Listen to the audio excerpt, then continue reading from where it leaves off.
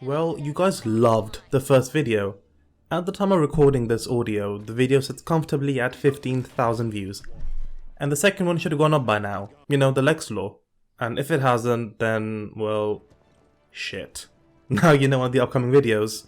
So yeah, moving on from the potential blunder I made, or not, let's move on to the actual video. The previous videos, or video, have been champion specific, so let's switch it up a bit. Let's do a map. More specifically, Stone Keep. Why Stone Keep itself, you're probably asking? Well, this was the first original map that was added in Paladins since closed beta. Maps like Jaguar Falls, Serpent Beach, Ice Mines, and the others were mainly part of the older and bigger maps in open beta. Secondly, unlike the older maps, this was also set in a new period setting-ish? What I mean by this is, the older maps had a theme, so Temple Ruins, Enchanted Forest, and Glacier Keep. Each represented a different theme, like I just said, so it was going to be Ruins, which is a desert area, Forest and Nature, and Ice. Stone Keep doesn't fit any of this, well, unless you count Enchanted Forest, which again you shouldn't. Finally, the third point, the map is filled with props. Look at Jaguar Falls and then look at Stone Keep. You will see the huge difference. Now, a lot of people just assume Stone Keep is just a castle, and some have even tried to take a jab at making a lore of it. For example, front of her. And there are more signs in this map of what went down. So, first of all, bells. What do you think of in a tower? Bells, sort of religious connotations, wedding bells, right? It was her wedding day. Her father walking her down the aisle to marry her beloved. And lo and behold, out comes Androxus, fully armed with his pistol and his accursed arm. Some of these points seem valid, but some are super serious. We can only guess. And these super spicy speculations are only definitely true. I can't fathom how they couldn't be true. It makes so much sense, folks, right? Well, my friend, allow me and my trusty helper, Nauron, the Wabbit, to help. Before I start, quick note, he did say the video was satire, so don't take him too seriously. It was just added in here to make it a bit funnier. So firstly, let's clear one thing before we start. Stone Keep is a castle, yes, but it's not a castle where royalty would live.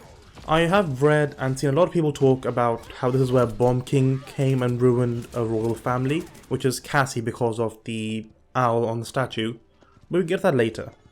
This is not the case, however. Actually, Stone Keep is a monastery of sorts, but we're moving along too fast. So I think I need to show you why Stone Keep is not a royal castle. Let's take a look at the layout first. It's symmetrical, which is just like all the other maps. But there are also nooks and crannies. But do we see anything here that resembles remotely a house? Well, no. All of the rooms here are not very homey if you think about it. Who only keeps one chair near a fireplace with two very open doors immediately here? The remaining rooms, if you may, are littered with books, bottles of sorts, and other random props. No clothes can be seen, no beds, and nothing family-like can be seen anywhere. If this was a castle that people lived in, it was definitely not used by royalty. Next, we shift our attention to the statue. Apart from the huge one outside of your base, there are tiny ones around the map. I want you to focus on the statue's hands, more specifically the items she is holding. A sword and a scroll. See, these are quite big clues, as we will see shortly. I also said there are smaller statues around the map. There are 4 more. Well, 5 if you count the identical one at the enemy spawn. Luckily for us, all the 4 statues are in the middle area where you fight, the objective, if you may. So if we look at the church area, which is not a church, but you will find out soon enough, the statues there are holding scrolls. Right in front of the church are the 2 statues which are holding swords. Just inside are the stairs where fights are made and broken up. But have you actually thought what they mean and why they're placed there? So cutting through all the build-up, which just makes the video unnecessarily long, it's safe to assume that the sword means war, fighting stuff, and the scroll means education or knowledge. The sword statues are positioned near a massive door, which I think leads to the rest of the realm, where all the fight is going around in the other maps. Now the scroll bit, this gets interesting, and the rest of the video is based on the scrolls.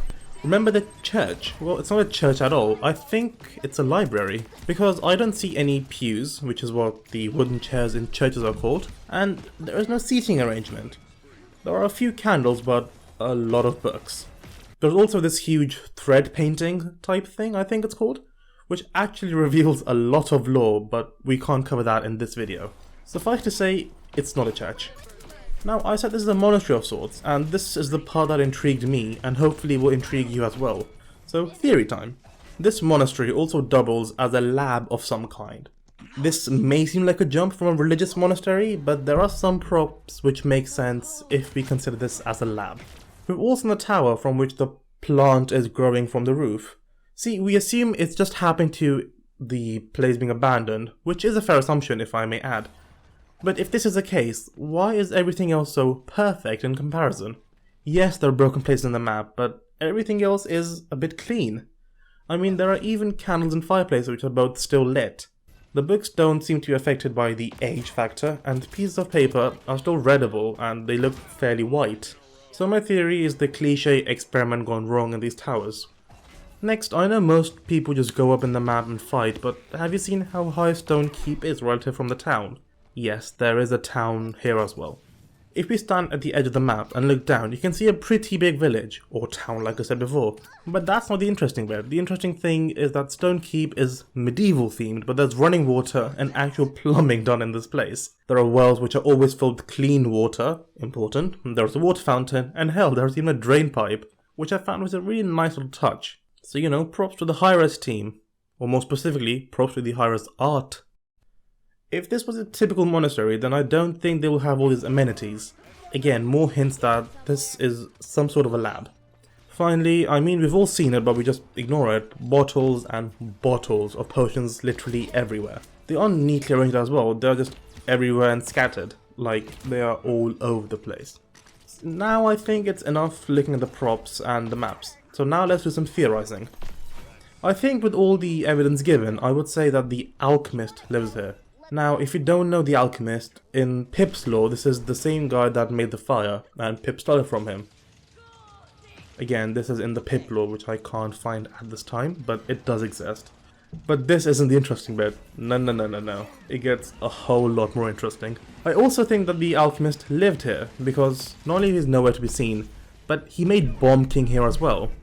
This may seem like a really random jump, but there are things which are just connecting.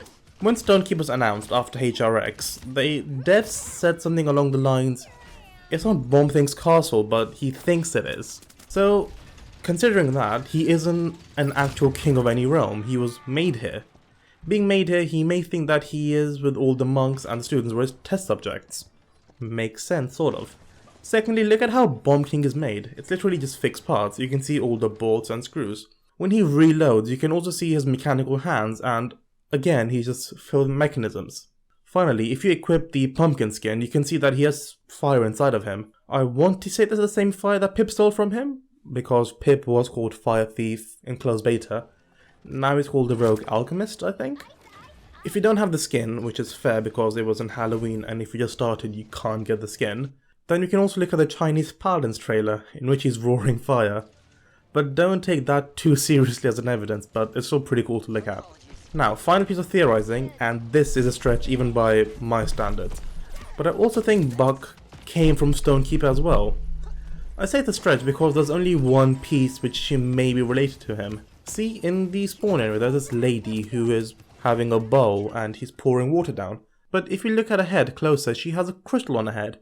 Now, I know recolors are a sensitive topic for people, but Buck has the same types of crystals in his recolors. Apart from that, there isn't much to build up on. Buck is not that bright, but he is built and he has a shotgun. He says silly things, but his pun game is on point, unlike your Fernando, who's never on point.